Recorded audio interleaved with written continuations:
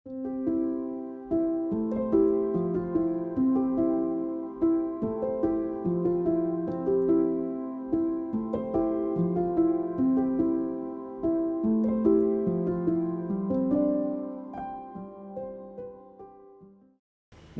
la primera experiència va ser molt positiva, tal com la van tenir els meus amics, i vaig anar a Islàndia. Va ser el meu primer viatge sola a l'estranger.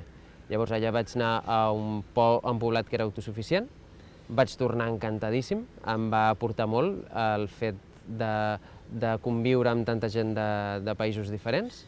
Llavors després vaig voler una experiència més calmada, vaig fer un altre camp a un monestir budista a Anglaterra, i després, com encara em va agradar més, vaig voler ja implicar-me una mica més amb els camps de treball i vaig coordinar un camp de treball aquí a Catalunya, a Campi Primosca. Una de les coses que m'ha aportat molt al fer el projecte de voluntariat a l'estranger és que quan anava a l'avió mirava la gent del voltant i ells els veia com a turistes i jo no m'hi sentia com així. Jo sabia que anava a fer alguna cosa diferent.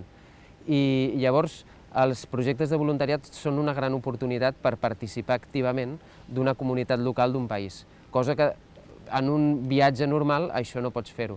Per tant, vas a un país a fer una cosa diferent. A més, no només és fer aquesta cosa diferent, sinó que vas amb gent de tot el món.